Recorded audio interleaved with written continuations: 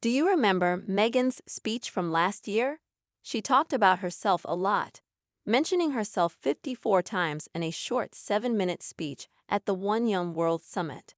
But this year, it looks like she hasn't been invited to the One Young World Conference. The event has listed all speakers. Kat Graham has taken over the position Meghan had last year. According to the source, the people in charge of One Young World thought about it a lot and decided not to accept Meghan's offer to participate this year. They felt that her involvement wouldn't fit well with the theme of 2023. Actually, both the people listening and the audience didn't respond very positively to Meghan's speech last year. A lot of people, around 85 out of 100, didn't like what Meghan said. The articles written about the event mostly talked about Meghan in a critical way. This made Young World look not so good. This year, Kat Graham will take over from the Duchess, and more people are happy about her being there. The yearly One Young World Summit brings together the smartest young leaders from over 190 countries and more than 250 organizations. They're all working together to make a positive difference in society. Since 2010, projects by One Young World ambassadors have positively affected the lives of more than 41.5 million people last year. Meghan had a really big failure with her speech at the event. Her speech was mostly about herself, and it didn't go well.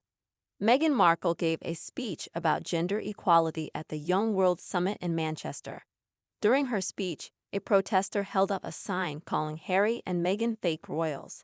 As the couple entered the hall, some people booed. The speech about gender equality ended up being more about Meghan herself, which came across as self-centered. During her 7-minute speech, the Duchess talked about solving things 54 times. However, Meghan only shared one story about a young woman from Eritrea who she met during her first year at the Young World Summit in Dublin. Last year, Meghan spoke after Bob Geldof, whose speech was really motivating. However, Meghan's speech was the usual self-praising kind of talk. Everything about her speech seemed insincere, especially when she looked down or spoke softly, seemingly trying to appear humble or create a sense of closeness. It was an oddly dingy performance. Meghan not being at this year's summit is partly because Bob Geldof, who didn't find her speech very good, had an influence on that decision. During the One Young World Summit in Manchester in 2022, Bob Geldof gave a keynote speech. His notable and deliberate extreme eye-rolling became evident as soon as Meghan entered the room. This eye-rolling continued until she finished speaking. When Meghan entered, the room became almost quiet, without a big round of applause. It seemed like the audience was expecting something uncomfortable. As Meghan and Harry walked past the seated audience, you could see Bob Geldof's expressive eyes. The next day, there was a short but noteworthy article in the Telegraph. The article subtly criticized Meghan's speech, mentioning that when she paused for effect, Bob's eyes rolled back into his head once again, showing his apparent frustration. And some source claimed that Disney decided to stop sponsoring the Invictus Games because they were unhappy with the way the speech and closing ceremony were handled. Even though Disney had been working together with the program for a long time, they chose to withdraw their financial support for Harry's Invictus Games initiative. It's clear that Disney disagrees with Meghan having a significant role in the event, especially considering that she hasn't made a proportional contribution.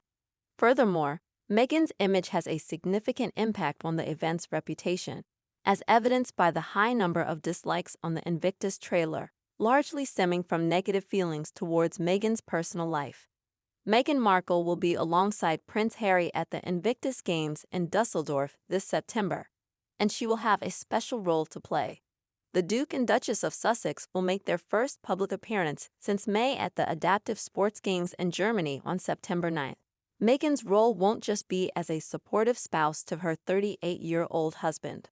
According to the Daily Mail and the German newspaper Rhein's Post, Meghan will also have a significant responsibility. She is set to host the farewell event for families and participants at the end of the 2-week event. Meghan's role is expected to be quite moving. While Prince Harry will deliver the closing speech this year, the games will happen just a day after the anniversary of Queen Elizabeth's passing. It's uncertain if Prince Harry and Meghan will visit the UK during their time in Europe, or if they'll bring their 2 children along.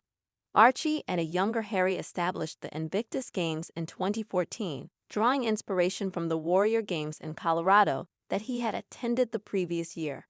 Nevertheless, significant investors now hold concerns that Meghan's involvement might harm the event's reputation. Prior to this, the event was initiated by Prince Harry and his younger brother, Prince William. Prince Harry has also returned to Walt Disney World for a noble purpose. Harry founded the Invictus Games back in 2014 after being inspired by the Warrior Games in Colorado, which he had intended the year before.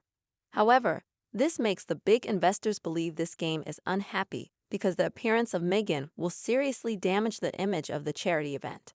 Before that, the Prince and Prince William's younger brother had founded the annual event. Prince Harry has returned to Walt Disney World for a great cause. The 31-year-old royal, who is the younger brother of Prince William, traveled to Florida to participate in the 2016 Invictus Games. These games took place at the ESPN Wide World of Sports complex within the Walt Disney World Resort.